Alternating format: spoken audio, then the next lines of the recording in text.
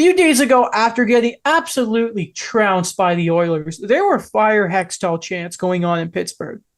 Now, also leading up to this, Craig Berube basically called out his big players, and I think you can very much put emphasis on Jordan Kyrou and Robert Thomas, who have just gotten big extensions.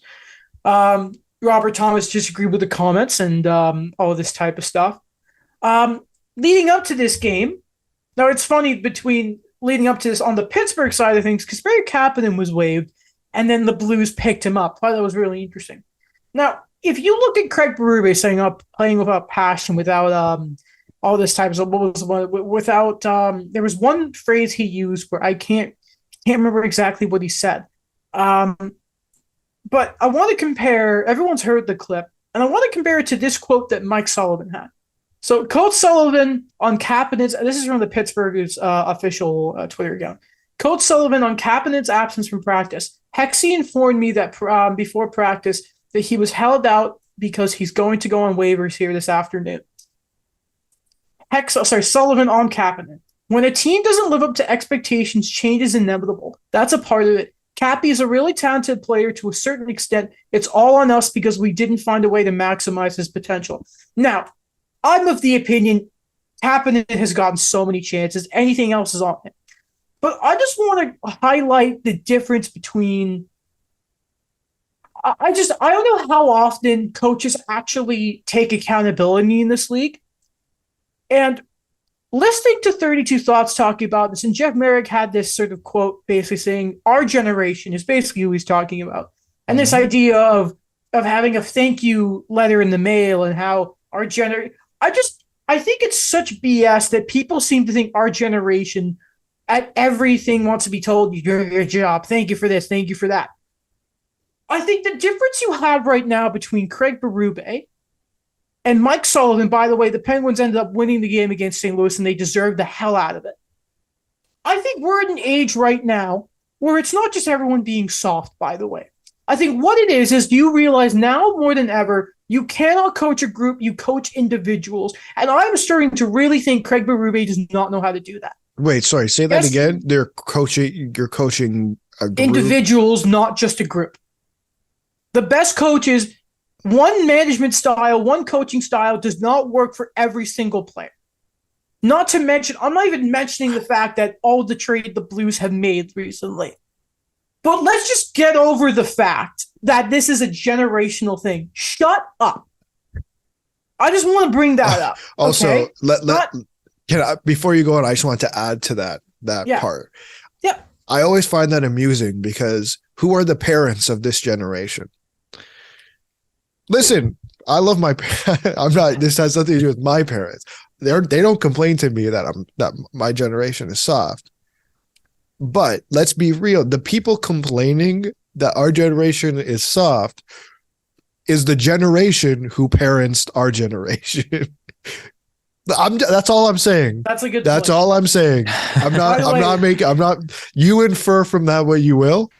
You also know how some people are like, I want a better life for my child. Oh, they have a better life. I'm going to go through it. Shut up. I'm so sick of this whole thing of like, the millennials. By the way, stupid is it that some people don't know the difference between millennial and Gen Z. It is such a difference. I cannot stand it. Craig Berube, man, I don't know what to tell you, man. Like, your goalie's not good. Your goaltending has been abysmal. You just traded your captain. You had another guy who the relationship between the team just was instantly on fire the moment Tarasenko didn't get the captaincy. You didn't keep Alex Pietrangelo, your last captain, an Olympic-level defenseman at the time. Your defense has been such a stupid mess with the contract that's given out. And you want to give out about they don't try? And then everyone else has this thing of, oh my God, it's the young guy. Shut up. Stop it. The Blues, the message is out there. The message is not clear anymore with Berube, okay? The message is gone. They need a new coach. The guy, and not to mention, sorry, go on. The thing is everything you just explained has nothing to do with Craig Berube. Everything you just explained has everything to do with the person above Craig Berube, which is, you said they didn't keep Alex Pietrangelo. I'm not saying, I'm not blaming Doug Armstrong. All I'm saying is, Alex Pietrangelo no longer being there is not a Craig Berube decision. Ryan O'Reilly and Vladimir Tarasenko no longer being there is a Doug Armstrong decision. The defense is a Doug Armstrong. While how they are deployed is a Craig Berube decision, the contracts handed out are a Doug Armstrong decision.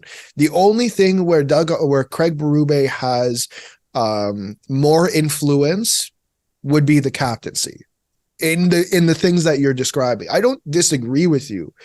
I just think there is some validity to what he is saying, though, because I think it's different than what Sullivan is talking about. I think Sullivan was just being nice. I think he just has a better understanding how to deal with poor situations when you're in a frankly winning franchise in recent memory. Like, maybe I'm too harsh on players, but when you are making the money that you are, and call me a boomer, call this a boomer take if you will, but when you are making the money that you are, the coach should not be the guy who gets you started in the morning. He shouldn't be you're making $6 million, for example. Damn right you start on time. What have we been yelling about in Toronto, at least for the last 7 years, is about starting on time and giving your effort. It shouldn't be the coach to push you to start. Frankly, it really shouldn't be. But like, that's my thing. Here's let me clarify that. Yeah. So the reason I mention it is we know that the third line in Pittsburgh has been abysmal all year. Sure.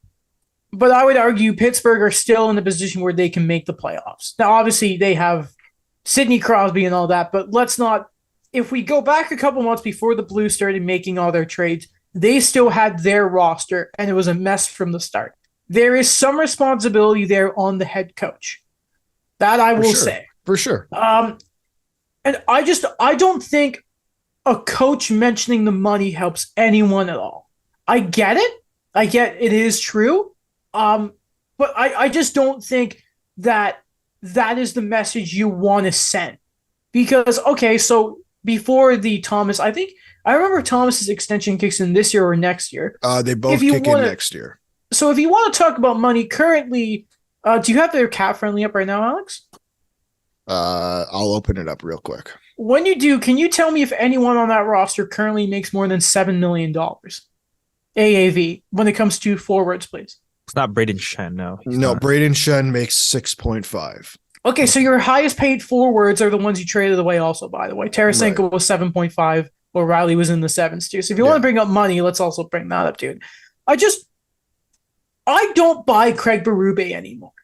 I just don't do it anymore. And this whole notion of he played a hard style and he was so basically he was a depth hitting guy is what we're going to point out here. He was like an enforcer, basically. That doesn't mean dick all about being a coach. Okay, you may get what it's like to play, but it's kind of like, did you see that clip of PK Subban sort of rolling his eyes at Mark Messier? Yes. Like, I will always at first respect the take from a guy like Wayne Gretzky and that because it's Wayne. But the way you played the game to how it is now is completely different. So I understand, and I know like he has a Stanley Cup as a coach. I can't take that away from him. But dude, do what you can with the tools you had. It's not even just like a thing of, and maybe I'm contradicting myself about the players maybe not being in a great space right now because the GM is sort of blowing up a lot of parts of the teams. But let's not also forget the fact that you also had a part in the way this team has performed. You had this full roster at the start of the year that made the playoffs last year, that won a round. To my chagrin, poor Minnesota. God damn it, I've lost faith in you. I just saw what Berube said, and I just had this thing of like, it's hilarious that coaches never seem to ever take accountability. And it's so rich to me that it came together against the Penguins. And the Penguins came and had a great victory, and the Blues were garbage again. It's just so funny to me. It was a perfect collision course. I just think, and listen, hey, Armstrong's not, you're right to mention Armstrong. A lot of that, maybe I'm being somewhat unfair to Craig Berube, but some of this is on him too.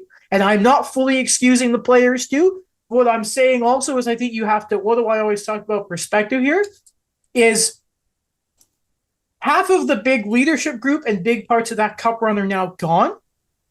We're not doing well, and now my coach is dogging me because I have money. And yeah, we're not playing well, but is that the message? Is that how you get players to play in 2023? I just don't think it's the right approach. I think the way I'm going at it is just mirroring them in Pittsburgh. And again, I mentioned Pittsburgh's roster and the leadership they have there is much different. Sidney Crosby's the GOAT, obviously. Sure. But it's just I didn't like it. I didn't like it. I just like I get your point. Have you seen how many times John Cooper has called out his team? Fine, he hasn't brought up money. Fine, but John Cooper, I think he's the best coach in the NHL right now. Yeah. But I think you would agree he's one of the top coaches too. But he called out his team in the playoffs. Yeah. He's called out his team multiple times. Like, is it then you're saying it's more of like on a situation basis? Because like coaches have called out players and coaches have called out their entire teams on multiple occasions. Like what's the issue here? Is it that he talked about money? I think the money thing is really big. Yeah. The money thing is really big. Different level of success, I think. With John Cooper, I think you have that roster and you know what's expected. 4 finals. Right? Yeah, you know what is expected of them, and there's that standard. I think with St. Louis is they have the cup, but then it's a tailspin after that.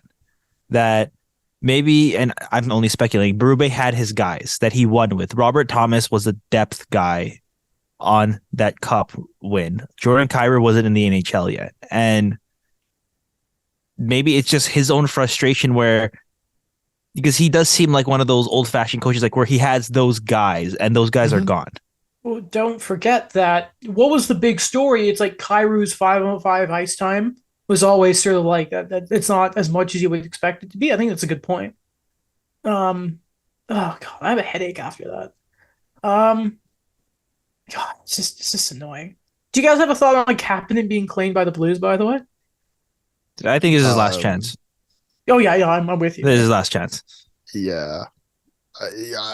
I don't. Yeah, it's been a downfall for Kasperi Kapanen. It's been tough.